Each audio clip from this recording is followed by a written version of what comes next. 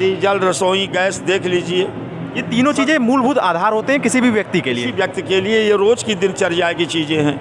Petrol महंगा होता है तो कहीं ना कहीं भाड़ा महंगा होगा, सब्जी भाड़ा महंगा होगा, सब हर कुछ। चीज़ महंगा हो जाएगा। उसी के आधार पर भाई सब्जी महंगी, सब्जी भी तो लोग मंडी से भाड़ा करके ही लाते हैं, तो भाड़ा वाले जब ज़्यादा लेंगे तो सब्जी वाले दाम बढ़ाएंगे।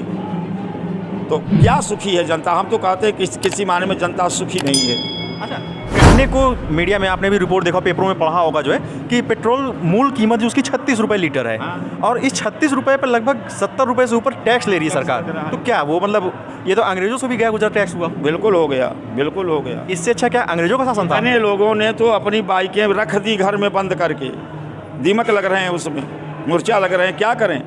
कहाँ से लाए थे? ये एक रोज़मर्रा की चीज़ है। लोग जाते थे, कोई बीमार हुआ, सबके पास 4 चक्का वाहन थोड़ी है, लोग बाइक का सहारा लेते थे, साइकिल का। अब जो वो भी नहीं पेट्रोल डीजल रहेगा तो कहाँ चलाएंगे? ट्रैक्टर वाले ही क्या करें? अब किसान बेचारा तो परेशान है ना। आज तुम 80 रुपया 85 रुपया लीटर डीजल कर रहे हो, ट्रैक्टर जहाँ 100 रुपये बीघा जोता जाता था, वहाँ 400 रुपये बीघा जुताई हो रही है। किसान कहाँ से 400 रुपया बीघा खेत जुतवाएगा? क्या पैदा करेगा? कहाँ से? डाई का कीमत बढ़ गया, यूरिया का कीमत बढ़ गया, जुताई का कीमत बढ़ गया, तो क्या करेगी जनता? बीज का कीमत बढ़ गया, तो किसान तो वैसे भी परेशान है।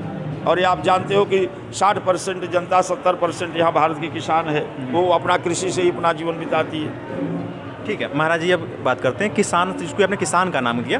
तो जो भी किसानों का आंदोलन चल रहा है मोदी सरकार के खिलाफ, दिल्ली में वो लगभग 3 महीने 4 महीने से बैठे हुए हैं, उसको आप कैसे देखते हैं? कई लोग आरोप लगा रहे हैं कि कांग्रेस करा रही है, बाकी कम करा रही है। आरोप की बात नहीं है, ये तो कहने की तो पार्टियों की राजनीति है। वो कांग्रेस करा रही है, कि ममता सरकार करा रही है, कि वो करा रही है, कि बीजेपी करा रही है, तो राजनीति है। एक दूसरे के ऊपर आक्षेप करना ये राजनीति का काम है। वस्तुतः स्थिति ये है कि किसान, सरकार का, राजा का ये धर्म है कि प्रजा जिस वस्तु में खुश रहे, राजा को उस कर्तव्य को निभाना करिए। आपके कार्य प्रणाली से यदि प्रजा दुखी ही है तो फिर राजा किस बात का? मतलब किसान कहीं ना कहीं आंदोलन सही कर रहे हैं भाई, वो अपनी दृष्टि में सही नहीं कर रहे तो इतने मरे क्यों?